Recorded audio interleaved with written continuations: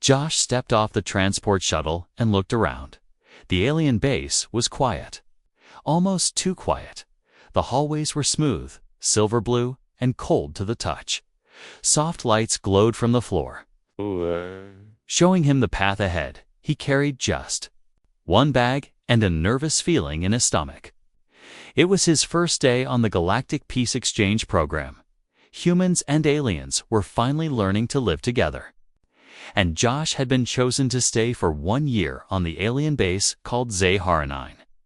But he didn't expect what came next. A tall alien officer with black armor and silver eyes scanned his ID, room 87B. The officer said without emotion, "You'll be sharing space with Lyra of the Zalari." Josh blinked. Lyra. That sounds like a girl's name. The officer stared at him. She is female. Josh wanted to argue, but the officer had already walked away. He made his way down the hallway, his boots clicking on the smooth floor. He had studied a lot about alien customs. But nobody ever told him humans might have to live with aliens of the opposite gender. He didn't even know what a Zalari looked like. He reached the door to room 87B and paused. He took a deep breath and pressed his hand against the panel. The door slid open with a soft hiss. The room was dim, lit only by a pale blue glow from the walls. One bed was already made, and sitting on the floor near it was her. She had smooth silver skin that shimmered like metal. Long white hair fell over her shoulders. Her eyes were large and violet, glowing slightly in the dark. She was wearing something like a battlesuit, tight and sleek, and she was staring right at him, silently. Josh froze. "Ah, hey, I'm Josh." She didn't answer right away. Then she stood slowly, almost like she was floating. "You are the human," she said, her voice low and soft. Josh gave a small smile. "Yeah, that's me. I guess we're roommates." She tilted her head, studying him like a puzzle. Then she turned away, sat back on her bed, and said nothing else. Josh unpacked his things quickly, trying not to make noise. The room had 2 beds, 2 storage units, and a shared bathroom. It was small, but clean. Still, the silence between them felt heavy. Days passed slowly. Josh tried to be friendly, but Lyra only spoke when needed. She trained in the morning, returned late, and often stared at the stars through the window. He sometimes heard her whispering to herself in a language he didn't understand, but he didn't ask questions. One night, after lights out, Josh couldn't sleep. The room was silent, except for the low hum of the walls. He turned to the side and closed his eyes. Suddenly, he felt something heavy on his chest. His eyes flew open. Lyra was on top of him, her knees on both sides of his waist. Her face was close to his, her breath warm. Her eyes glowed brighter than ever before. Josh couldn't move. "Lyra, what are you doing?" She leaned closer, her voice like a whisper of wind. "I need something," she said, almost in pain. Josh's heart pounded in his chest. "Need what?" he asked, voice shaking. She didn't answer. Instead, her fingers touched his chest as if searching for something under his skin. Then, as fast as she had come, she pulled back. She stood up, turned away, and walked to her bed. Josh sat up, breathing hard. "What the hell was that?" he whispered, more to himself than to her. She didn't reply, but before falling asleep, she said one strange sentence. "I wasn't supposed to feel this." Josh lay there, staring at the ceiling. He had no idea what just happened, but he knew one thing for sure. This year was not going to be normal. Josh didn't sleep the rest of the night. He kept staring at the ceiling, trying to understand what had just happened. Lyra hadn't said anything else. And by morning, she was already gone.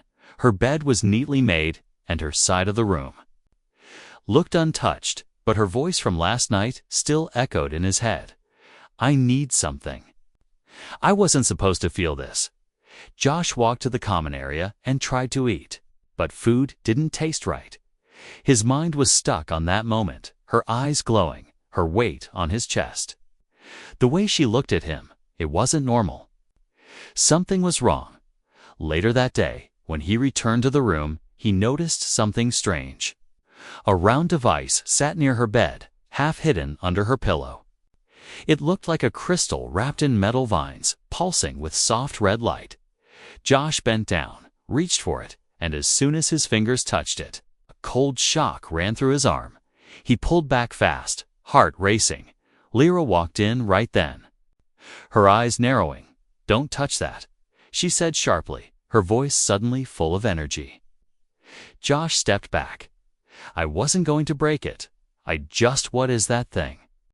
She didn't answer. Instead, she walked over, picked it up gently, and held it against her chest. "It monitors life flow," she said, after a pause. Then she looked directly at him. "And mine is failing?" Josh didn't know what that meant. Failing how? "Are you sick? My kind needs connection." "My kind needs connection, not just touch, but energy." Josh blinked. "Wait, are you saying you need energy from me?" Lyra looked down, her voice almost a whisper now. "I didn't choose you." "The system did." He was about to ask more, but the lights in the room flickered for a second. Then a soft alarm beeped from her device. Glowing brighter now, Lyra sat on her bed, looking tired. Her silver skin looked dull, almost gray. Her hair was falling over her face, and her breathing seemed slow. Josh couldn't stay quiet anymore. "You said you needed something." "Last night," he said softly. "What did you mean?" She didn't look at him right away. Then finally, she raised her eyes and said, "If I don't share a bond soon, I will fade." The words hit him hard. "You mean die?" Lyra nodded once. "Our bodies cannot hold life alone forever." Josh walked to the middle of the room, running a hand through his hair. "This is crazy. Why me? Why now?" Lyra stood, slowly, her steps weak but graceful. She walked to him and placed the device into his hands. The cold crystal no longer shocked him. Instead, it pulsed like a soft heartbeat. "When I touched you," she whispered. It responded. Josh stared at the light, then looked up at her. Her violet eyes were filled with something that looked like fear but also hope. "I don't want to hurt you," she said. "But if you help me, we'll both be changed." Josh didn't answer. He placed the device on the table and stepped back. His heart was pounding again. Louder this time, and deep in his mind, he wondered, what exactly was he becoming a part of? The lights flickered. Again, longer this time, and outside their window, something moved in the shadows, watching them. Josh didn't leave the room for hours. Lyra sat silently in the corner, her body still weak. Her eyes half closed, the strange device sat on the table between them, pulsing slowly like it was breathing. He couldn't stop staring at it, wondering what would happen if he just smashed it or threw it out the airlock. But something inside told him not to. It felt alive. When night came, Josh lay in bed with the blanket pulled up to his chest. He kept his eyes open for a long time, listening for any sound, but Lyra didn't move.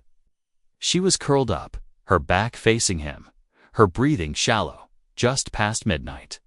The lights in the room changed color. The soft blue glow turned golden. Josh sat up, confused. Then he heard a low hum, like singing, not from her, but from the walls. Lyra stood up slowly, her eyes glowing again, but softer this time. She didn't speak. She walked to the center of the room and held out her hand. The device floated from the table to her palm like it was drawn by invisible strings. Josh got out of bed, his chest tight with unease. "What's going on?" he asked, his voice rough with sleep. She looked at him, her expression calm but serious. "The connection must begin now." Josh frowned. "What connection?" "I still don't understand what you want from me." She took a breath, then placed the device on the floor. It opened like a flower, revealing a glowing ring of soft energy, strange symbols. Lit up around it, dancing in the air, Lyra stepped inside the circle, and without warning, her entire body became brighter. Her voice echoed, even though her lips didn't move.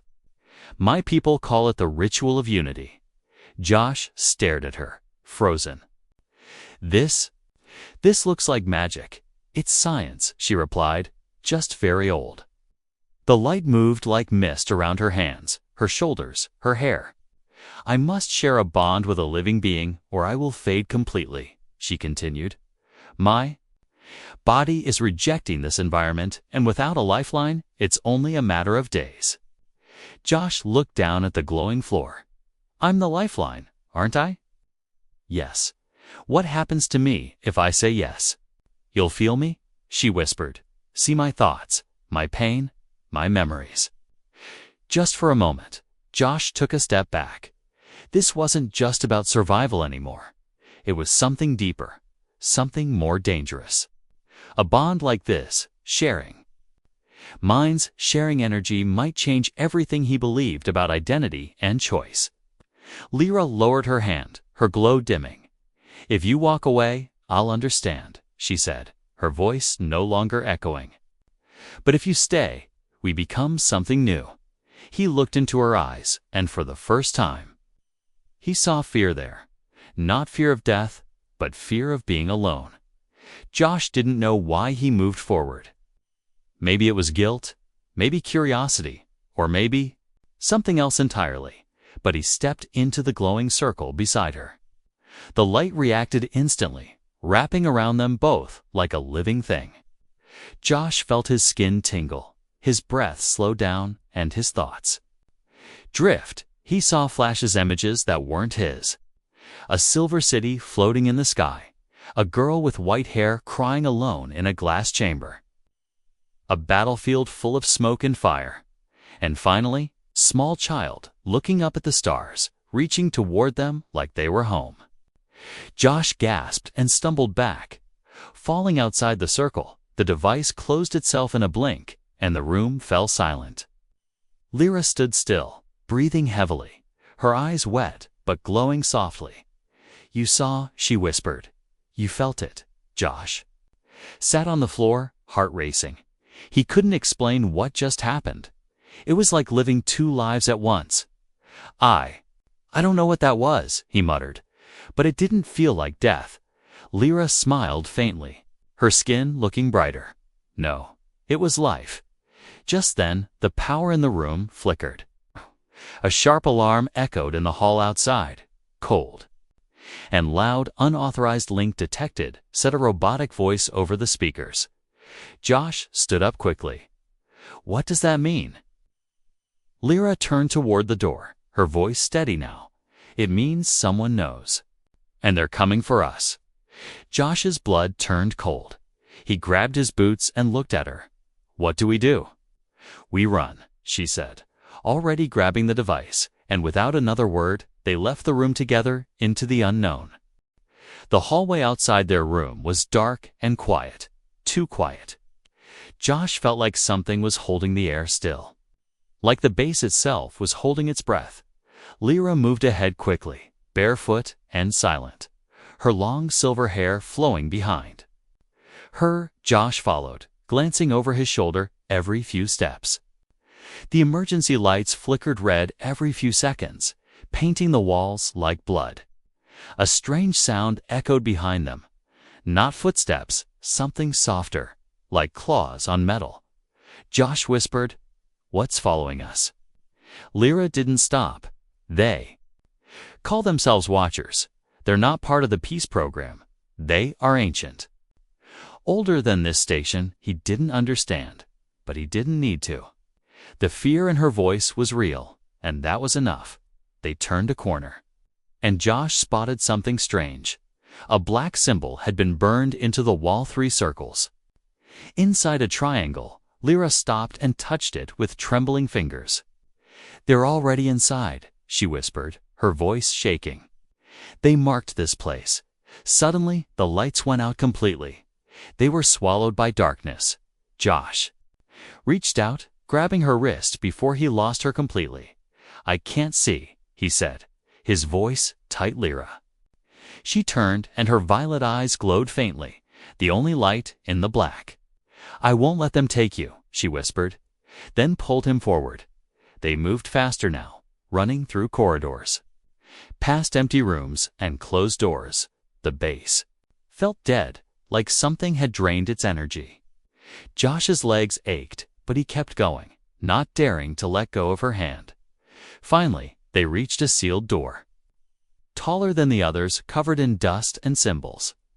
Lyra placed her hand on the scanner. It didn't respond. "Come on," Josh said, looking over his shoulder. "Open it."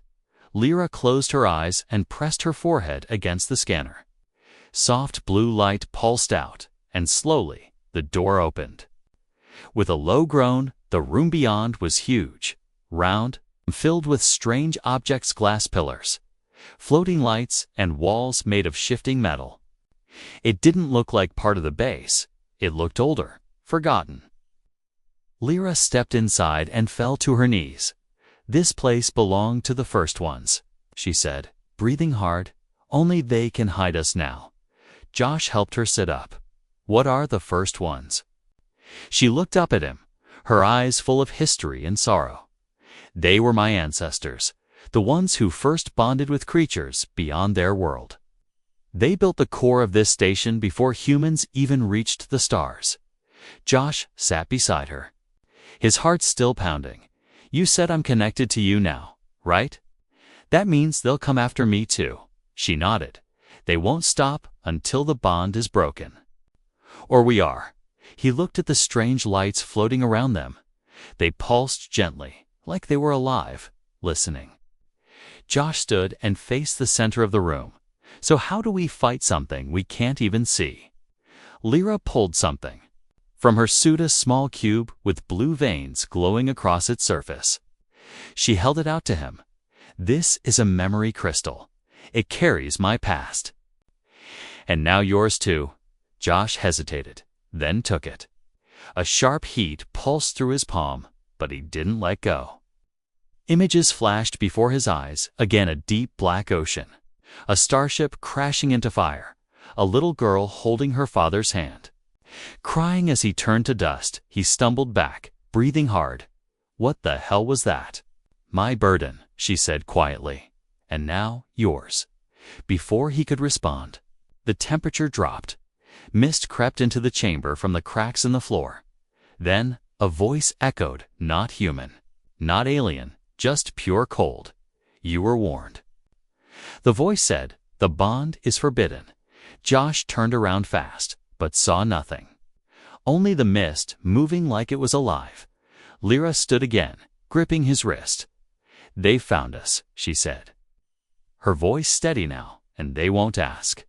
Twice, Josh felt his skin crawl. Behind them, a shape appeared in the mist, tall, thin, moving without steps. Its face was a shifting mask of light and shadow. Josh couldn't breathe, but Lyra stepped forward, putting herself between him and the thing. "I claimed him," she said, her voice rising. "He is mine now." The creature hissed, and the chamber shook. Josh wanted to run, but something in him said no, stand with her. And he did, because somehow, in just a few days, this alien stranger had become more than just a roommate. She had become his reason to stay alive, even in the face of something that looked like death itself. The creature didn't move, but the air around it twisted like smoke. Josh felt pressure building in his ears, his bones, even inside his teeth. It wasn't speaking anymore, but its presence screamed into his mind like 1,000 whispers trying to crush a single thought. He clenched his jaw and reached for Lyra's hand. Holding it tight, her skin was cold again, her breath shallow. She was weakening. The bond had taken something from both of them, something deep, unseen, but real. Josh turned his eyes toward the creature and shouted. Though his voice cracked, "We didn't break anything," he said. "We just survived." The watcher stepped forward, its shape flickering. Josh raised the crystal cube Lyra had given him. holding it out like a weapon. He didn't know what it would do, but the moment he gripped it tighter, light shot from its surface and struck the ground between them. The chamber lit up in ancient blue lines. The walls responded like they had been waiting. Symbols pulsed awake, climbing the walls, shifting, rotating, alive. The Watcher hissed and pulled back. Just for a moment, Lyra whispered weakly, "The bond is changing us." Faster than I thought, she leaned against him now, barely standing on her own. "We have to get to the outer lift," she said. "There's one place they won't follow, not yet." Josh didn't wait. He helped her walk, step by step. Out of the ancient room, as they passed the threshold, the floating lights dimmed, and the creature stayed behind. Still watching from the mist, the hall outside was darker now, as if something had spread across the station like disease. Emergency lights blinked red, and warning tones echoed in short, sharp bursts. Lyra led the way, breathing heavily, her fingers trembling as she pressed on wall panels, unlocking doors with old codes. Josh followed closely, checking every corner, heart pounding like a drum in his ears. Twice. They had to hide behind storage crates as shadows passed by tall figures, without faces, scanning with beams of cold blue light. Josh didn't breathe until each one disappeared into the dark again. Finally, they reached a sealed hatch with black stripes running across it. "This leads to the cargo tubes," Lyra whispered. "They're not connected to the main systems anymore, too old." She opened the panel and manually cranked the door open, the metal groaning as it moved. Inside was a narrow tunnel, just wide enough for one person at a time. They climbed in, crawling, side by side in silence. The walls dripped with moisture, and the lights here were long dead. After 20 minutes of crawling, they reached the other side. Josh helped Lyra out first, and when he followed, he froze. The room was massive, an open shaft filled with giant lift cables and platforms hanging from rails above. Wind from the base's outer ventilation systems roared below them. One wrong step and they would fall hundreds of meters. Josh looked at her. "Now what?" Lyra pointed up, the lift to the maintenance dome. "It's still active," she said, her voice thin. "We can hide there, for now." Josh nodded. Then noticed something strange. The symbols from the memory crystal, he saw them glowing along the cables and metal plates nearby, as if the bond had marked everything they touched. He looked at his arm, and sure enough, faint blue lines were running under his skin now, pulsing gently. "Lyra, something's happening to me." She reached out and placed her hand over his chest. "I told you," she said softly. "The bond is not just energy. It's change." Josh swallowed hard. "I didn't ask for this." "No," she whispered, "but neither did I." Then a sound echoed above them, clanging, like boots on metal, more than one pair. Josh looked up, and through the fog above, he saw 3 figures descending on the rail lines. Each of them wore black armor, and their eyes glowed with the same cold light as the Watcher. "They found us," Lyra said, standing straighter, her voice steadier. She handed him a flat disc and pressed it into his palm. "This activates the lift. Get to the top." "What about you?" he asked quickly. "I'll hold them off." "No way," Josh said, stepping in front of her. "We go together." She looked at him, surprised. "You'd risk everything?" "I already did," he said, "the moment I let you in." Their eyes locked for a heartbeat. Then the shadows dropped into view, landing with heavy thuds. Josh slammed the disc into the lift panel, and the platform jolted as it started rising. He grabbed Lyra's hand, pulled her close, and said, "You're not dying tonight." The platform shot upward, and below them, the figures leaped after it, climbing with inhuman speed. Josh held her tighter. Whatever came next, they would face it together, and he wasn't letting go. The lift kept rising, metal grinding under their feet as the ancient platform shook with every second. Josh looked down and saw the armored figures climbing the support rails like insects. Fast and inhuman, One of them leaped across the shaft. Wall, its claws scraping metal, glowing eyes locked on them. Lyra leaned against him, her body trembling, but her hand stayed firm in his. "You must not let them touch me," she whispered.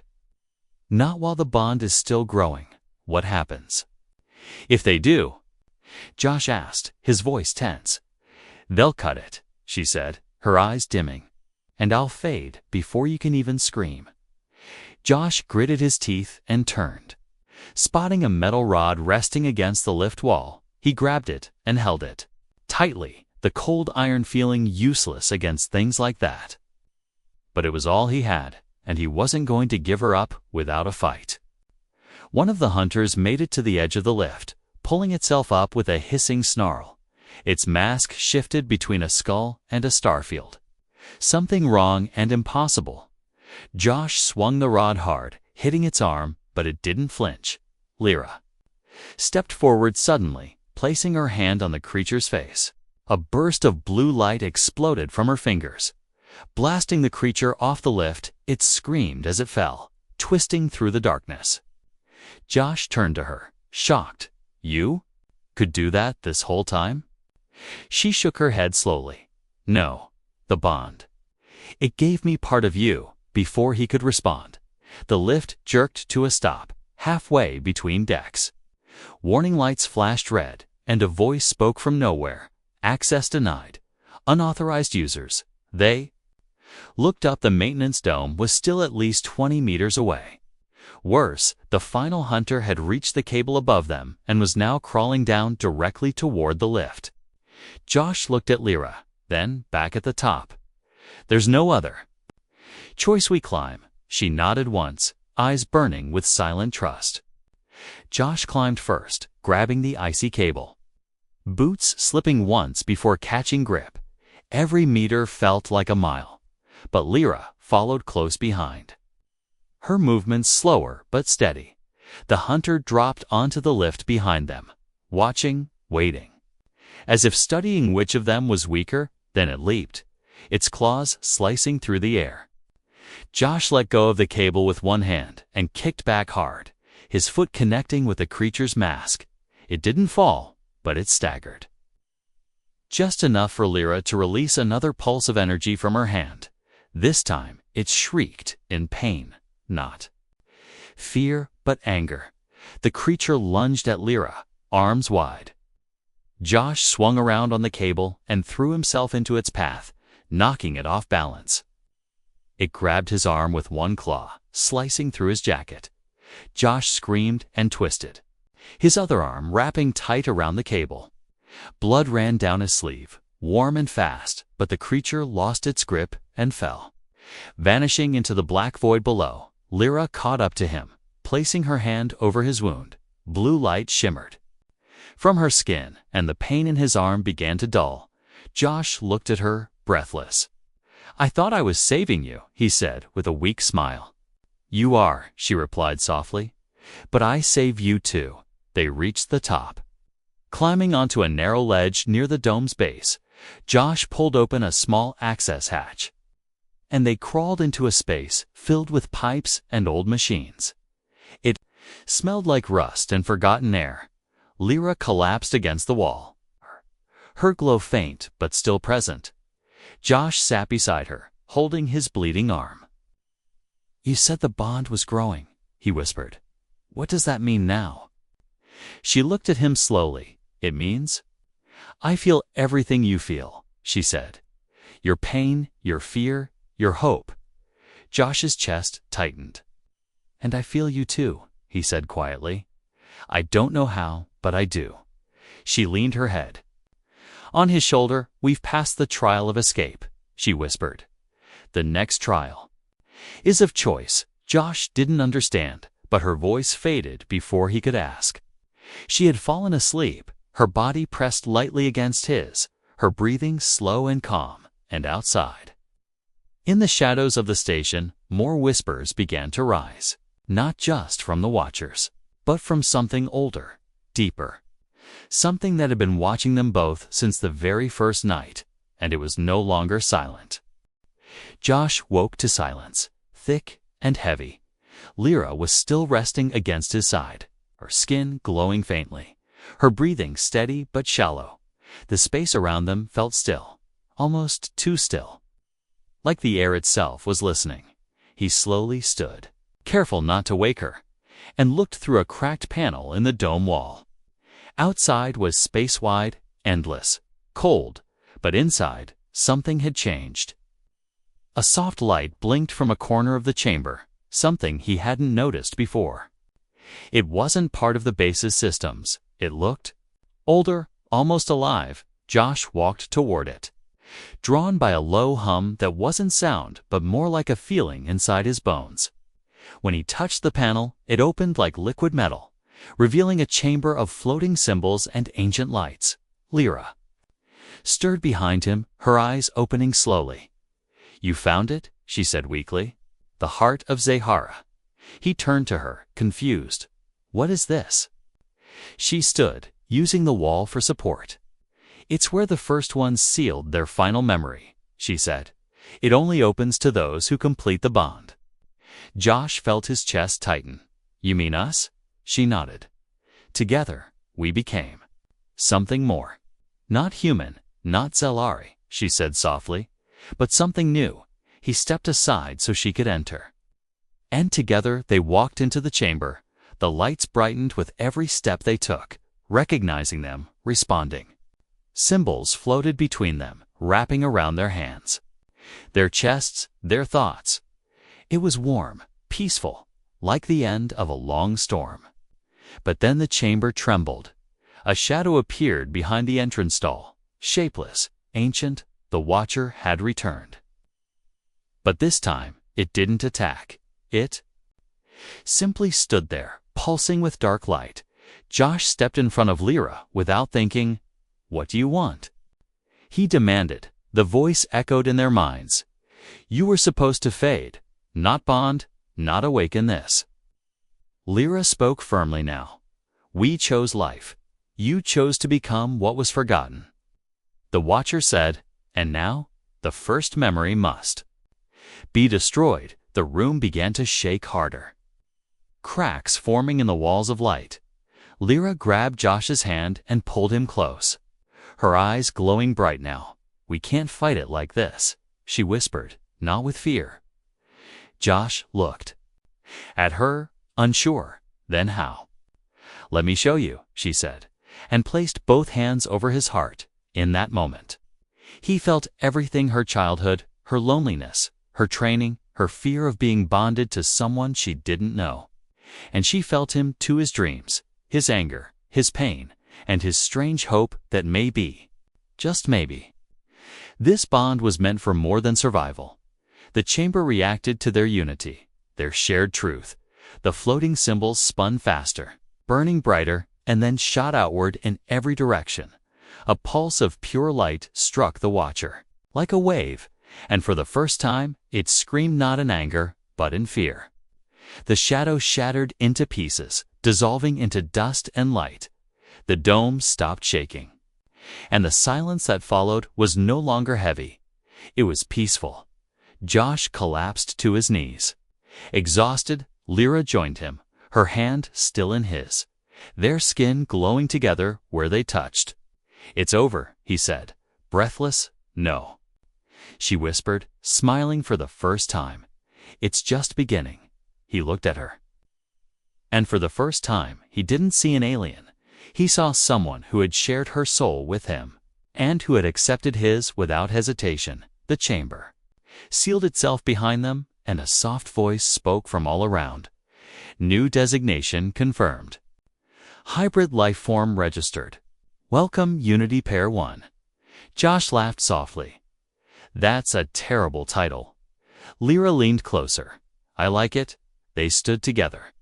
Two beings from two worlds, now bonded forever and in the dark, forgotten places of the galaxy. Something new had just been born.